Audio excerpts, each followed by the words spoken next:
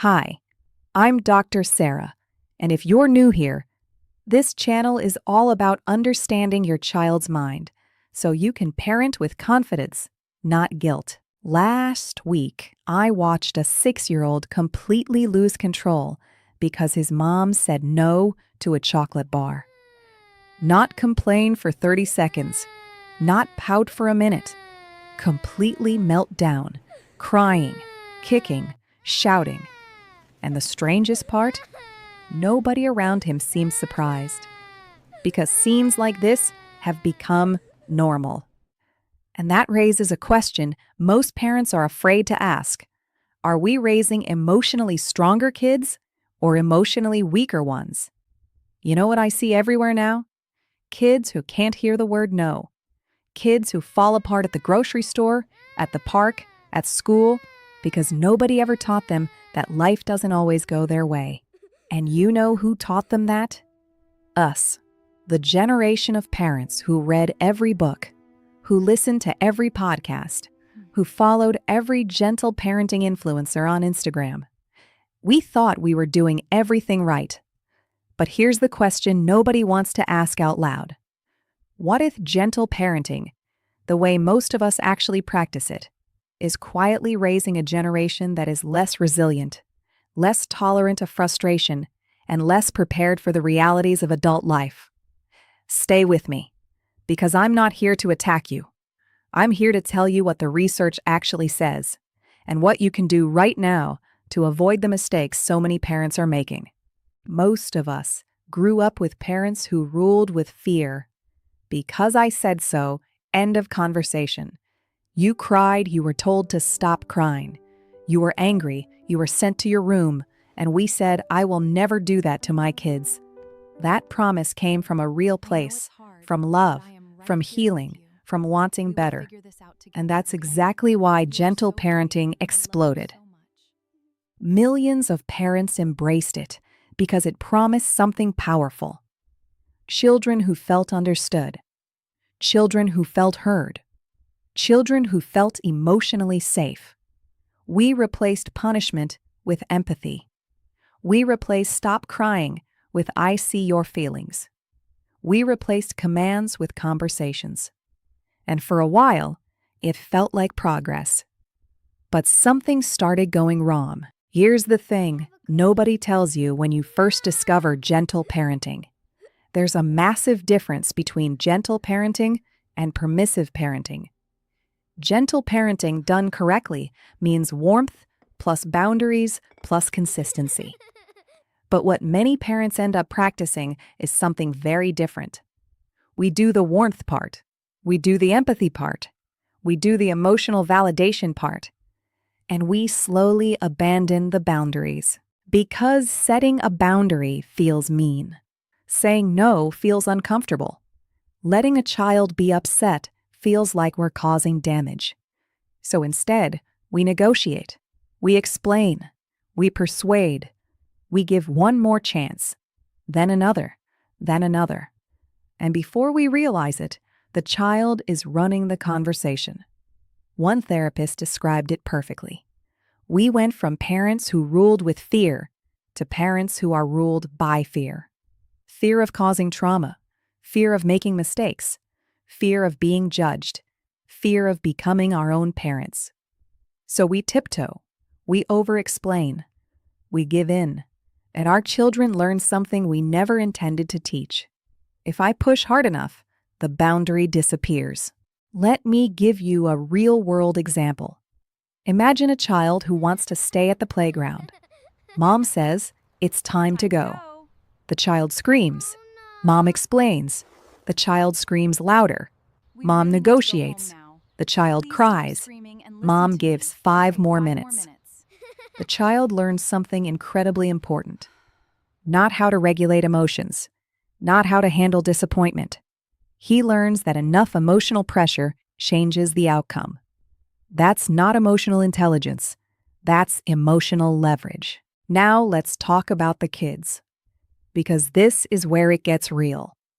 When a child rarely hears no, when every boundary becomes a discussion, when every disappointment is softened, negotiated, or removed, They miss the opportunity to develop something essential. Psychologists call it frustration tolerance.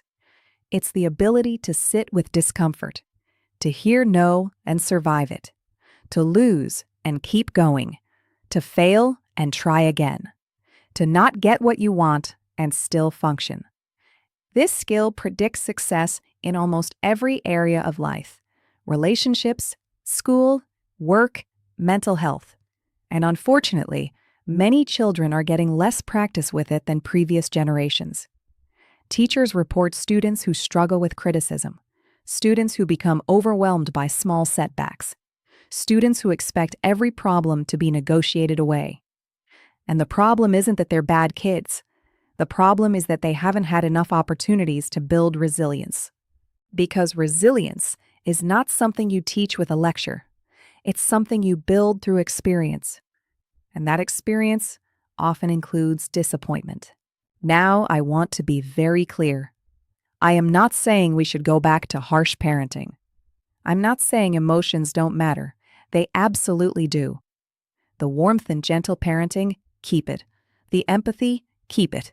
The emotional connection, keep it. Those are some of the best things modern parenting has given us. But here's what we need to add back: the word no. Not every no needs a 5-minute explanation. Not every no needs a negotiation. Sometimes the answer is simply no. Calmly, lovingly, clearly, and consistently. Second, consequences that actually happen. If you say, "If you do that again, we're leaving the park," and they do it again, leave the park. Not after 3 more warnings. Not after 10 more minutes. Leave. Because consequences only teach lessons when they are real. And third, let your child experience discomfort. Not danger, not neglect. Discomfort, frustration, boredom, disappointment, failure. Because every time a child survives a hard feeling, their nervous system learns something valuable. I can handle this. That's resilience being built, one experience at a time. Think about it this way. Imagine driving on a highway with no lanes, no signs, no speed limits, no guardrails. At first, that sounds like freedom, but after a few minutes, it becomes terrifying. Because boundaries don't just restrict us, boundaries protect us. Children are exactly the same. What looks like freedom to adults often feels like chaos to a child, and that's why structure feels safe. Kids rarely say that out loud, but they show us every day. When children don't know where the limits are, they keep pushing, they test, they argue, they challenge. Not because they're bad, because they're looking for the edge. They're looking for the wall. They're trying to find out whether somebody is actually in charge. Give them that wall with love. Researchers continue to point toward the same parenting style over and over again. Not authoritarian, not permissive, authoritative parenting. High warmth, high expectations, high connection, high structure. In other words, I love you completely, and the answer is still no. When there's a tantrum, you don't negotiate. You don't panic. You don't surrender. You say, "I can see you're upset. When you're ready, I'm here." And you stay calm. When they break a rule, the consequence happens. No drama, no yelling, no power struggle, just consistency. When they fail, you don't rush in to rescue them. You help them learn from it. Because your goal is not to remove every obstacle. Your goal is to teach them how to overcome obstacles. And that's a completely different thing. Here's what I want you to remember. Gentle parenting came from a beautiful place. Parents wanted to break unhealthy cycles. Parents wanted their children to feel seen. That intention matters. But good intentions alone don't create strong children. Children need warmth and they need limits. They need empathy and they need accountability. They need connection and they need structure. Both things are true. Both things are necessary. You are not being cruel when you set a boundary. You are not being toxic when you say no. You are parenting. And your job is not to make sure your child is happy every minute of every day. Your job is to raise an adult who can handle life when you are no longer there. And sometimes, the most loving thing you can do is say no and mean it.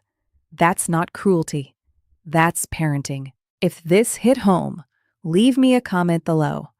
Are you a gentle parent who's been struggling with boundaries? What's been the hardest part for you? I read every comment. And if this video helped you, hit the like button. It genuinely helps other parents find this content. And if you want more honest, research-based parenting advice every week, make sure you subscribe and turn on notifications. Because next week, we're talking about another parenting myth that millions of families still believe. I'll see you then. Dr. Sarah, out.